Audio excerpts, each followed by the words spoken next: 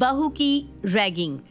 सुमित्रा अपने घर में अपनी बेटी काजल और बड़ी बहू किरण के साथ छोटी बहू रूही के आने का इंतजार कर रही थी। मम्मी जी, आखिर कब तक यूं इस तरह आप अपनी आंखें दरवाजे पर गड़ाई बैठेंगी? अरे आ जाएगी देवरानी जी। हाँ माँ, भाभी बिल्कुल सही बोल रही है। देखो सुबह के 4 बज रहे हैं, थोड़ा सा रेस्ट कर लो। अगर रेस्ट नहीं किया तो खामखा बीमार पड़ जाओगी। फिर करवाते रहना अपनी नई बहू से सेवा। अरे सुबह के 4 बज रहे हैं, तभी तो घर के दरवाजे पर अपनी नजर गड़ाए बैठी हूँ।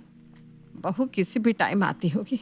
और तुम दोनों ना मुझे अपना ज्ञान मत दो। जाओ जाकर पूजा की थाली तैयार रखो। बहू जैसे ही घर में आएगी वैसे ही उसका गृह प्रवेश करवाना है हमें। सुमित्रा आज काफी खुश थी और वो एक टक लगाए दरवाजे की तरफ देख रही थी। देखती भी क्यों ना, आखिर उसका छोटा बेटा सुमित सुमित्रा के घर की छोटी बहू को जो ला रहा था।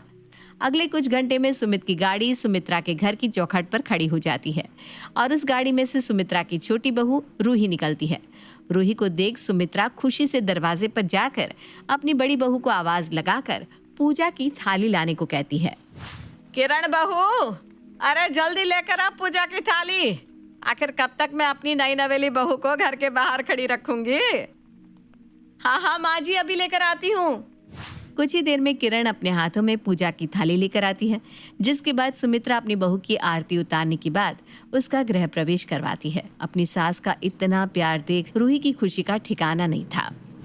अरे वाह रूही, ये तो सोने पर सुहागा हो गया। जितना सुना था उससे कहीं ज्यादा मेरी सास अच्छी है। हे भगवान, ऐसी सास सबको देना। रूही अपनी सास के बर्ताव को देखकर मन ही मन काफी खुश हो रही थी, लेकिन कौन जानता था कि उसकी खुशी कुछ ही पल के लिए है। चलो भाई, सारी रस्म हो गई।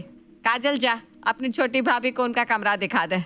मैं चली सोने के लिए, बहुत थक गई हूँ मैं। लेकिन माँ जी, आप ही तो रात से अपनी छोटी बहू का इंतजार कर रही थी। अब जब आपकी छोटी बहू आई है तो आप अपनी बहू के साथ समय नहीं बिताएंगी? किरण बहू, छोटी बहू अब इसी घर में रहने वाली है। वो एक दिन के लिए नहीं आई। बिताती रहूंगी उसके साथ समय। अभी बहुत समय पड़ा है समय बिताने के लिए, समझी? जा जाकर घर का काम कर और पहले ना मेरे लिए 1 कप चाय लेकर मेरे कमरे में आ जाना। मेरे सर में बहुत ज्यादा दर्द हो रहा है। अभी तक जो सुमित्रा अपनी छोटी बहू के आने का इंतजार कर रही थी, अचानक उसी सुमित्रा के हाव भाव बदल जाते हैं। ये देखकर रूही कुछ समझ नहीं पाती, लेकिन रूही उसी समय किसी से कुछ बोलना जरूरी नहीं समझती और अपनी ननद के साथ अपने कमरे में चली जाती है। ऐसे ही समय गुजरता है और समय के साथ साथ रूही अपने ससुराल की जिम्मेदारियों को भी समझने लगती है। ऐसे ही एक दिन रूही किचन में खाना बना रही थी, तभी उसकी ननद काजल उसके पास आती है और छोटी भाभी से कहती है, भाभी क्या बना रही हो? आज खुशबू से तो लग रहा है कुछ बढ़िया ही पक रहा है। जी हाँ ननद जी, आपने बिल्कुल सही अंदाज़ा लगाया है। आज मैं घर में कुछ अच्छा ही बना रही हूँ। घर में ऐसा कुछ बना रही हूँ जिसे देखकर सभी खुश हो जाएंगी। अच्छा, ऐसा भी क्या बना रही हो भाभी? जरा मुझे भी तो दिखाओ। नहीं नहीं नहीं नहीं ननद जी, ये तो अब डाइनिंग टेबल पर ही देखने को मिलेगा। रूही की बात सुनकर काजल अपनी भाभी को कोई जवाब नहीं देती और वहाँ से चली जाती है। कुछ देर बाद जब सभी खाना खाने बैठते हैं तो खाने में हलवा, पूरी, सब्जी देखकर सभी का मुंह बन जाता है। अरे बहू, ये तूने क्या बना दिया? हमारे घर में कोई भंडारा चल रहा है क्या जो तूने हलवा पूरी सब्जी बना दी? नहीं माँ जी, भंडारा तो नहीं है, लेकिन मैं जब से यहाँ आई हूँ कुछ अच्छा नहीं बना, इसलिए मैंने सोचा कि क्यों ना आज ये बनाकर सभी का दिल जीत लिया जाए। किरण बहू, लगता है तूने छोटी बहू को कुछ समझाया नहीं है, तभी छोटी बहू ना समझी कर रही है। क्या मैं सही बोल रही हूँ ना? तूने बहू को कुछ नहीं बताया ना? वो माँ जी, मुझे टाइम ही नहीं मिला बताने का। मैं इसे बता दूंगी। ये क्या बात चल रही है? मतलब क्या बताने की बात चल रही है? ऐसा भी क्या है जो मुझे नहीं पता? देख बहू, इस घर के कुछ रूल्स, नियम है और जब तक इस घर की औरतें उस नियमों को सही ढंग से फॉलो नहीं करती तब तक वो इस घर में इस घर की बहू कहलाने लायक नहीं होती। इसलिए तुझे भी कुछ नियम फॉलो करने होंगे। साथ ही तुझे कुछ परीक्षाओं में पास होना पड़ेगा, तभी तू इस घर की बहू बन पाएगी। परीक्षा? हाँ, परीक्षा। बाकी तुझे किरण बहू अच्छे से समझा देगी। क्या बहू, सही बोल रही हूँ ना मैं? जी हाँ माँ जी, आप बिल्कुल सही बोल रही हैं। मैं रूही को सब समझा दूंगी। आज सभी लोग जैसे तैसे पूरी, सब्जी और हलवा तो खा लेते हैं, लेकिन आज की बात रूही को जरा भी अच्छी नहीं लगती। वो अपनी आंखों में आंसू लिए अपने कमरे में चली जाती है। तभी वहां किरण आती है। देवरानी जी, छोटी छोटी बात पर आंसू बहाना बंद कर दो, क्योंकि अब आपकी शादी हो गई है। शादी के बाद एक लड़की को मजबूत बनना पड़ता है ताकि वो अपने ससुराल वाले के ताने और लोगों की बात सुन सके। लेकिन दीदी, जब मैं इस घर में शादी करके आई थी तब माँ जी कितना अच्छा बर्ताव कर रही थी। अचानक से माँ जी को क्या हो गया? रोहित, तुम ना बहुत भोली हो। तुम ये कैसे बोल रही हो कि तुम माँ जी की पसंद की बहू नहीं हो? सुमित ने अपनी पसंद से शादी करी है, इसलिए माँ जी को तुम्हें अपनाने में थोड़ा समय लगेगा। और हाँ, वो और लोगों के सामने ये नहीं जताना चाहती कि ये शादी उनकी मर्जी के खिलाफ हुई है, इसलिए वो बाहर वालों के सामने तो तुमसे अच्छे से पेश आएंगी। और दूसरी बात, इस घर में कुछ रूल्स रेगुलेशंस है जिन्हें तुम्हें फॉलो करना होगा।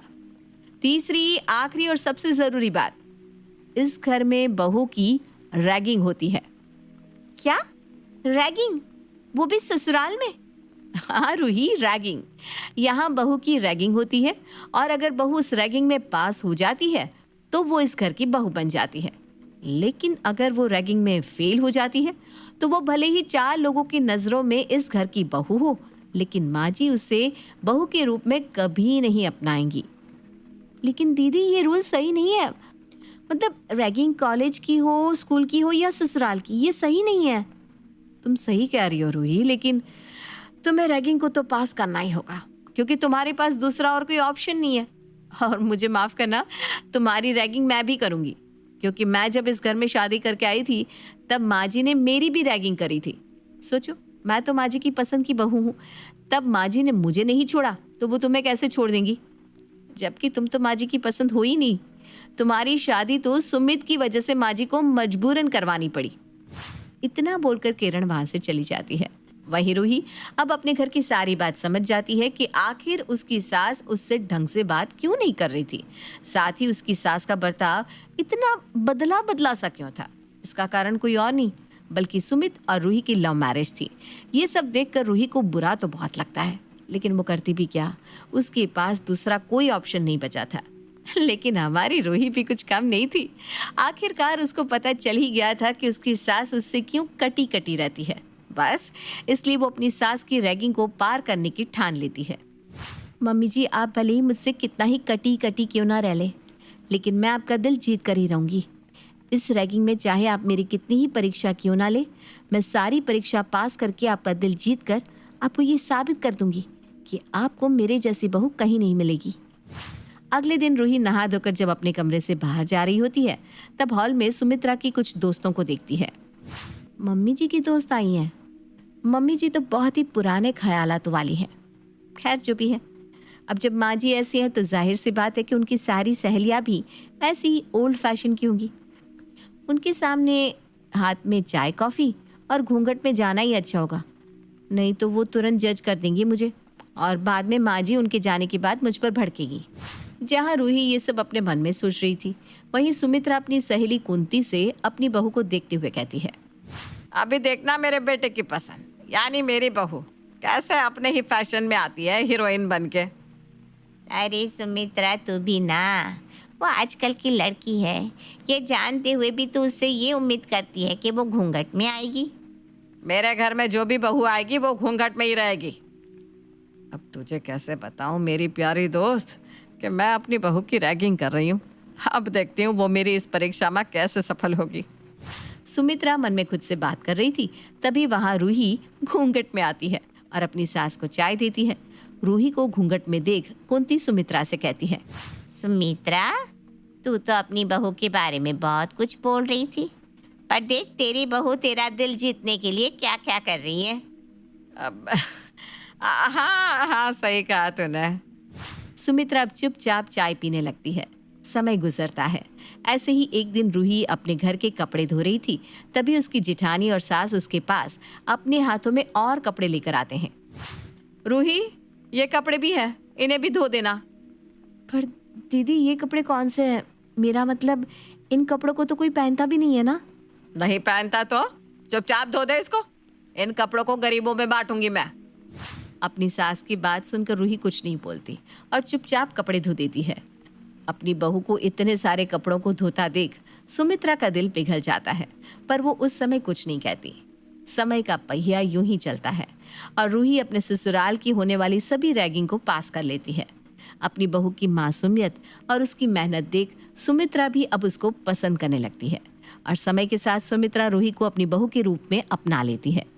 रूही बहू, तूने वो सब किया जो मैंने तुझसे करवाया, यानी तू अपनी परीक्षा में पास हो गई।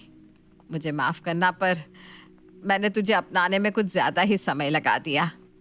नहीं माँ जी, आपका फ़र्ज़ है, आप मुझे कुछ भी बोल सकती हैं, कुछ भी करवा सकती हैं। आखिर आप भी तो मेरी माँ है ना।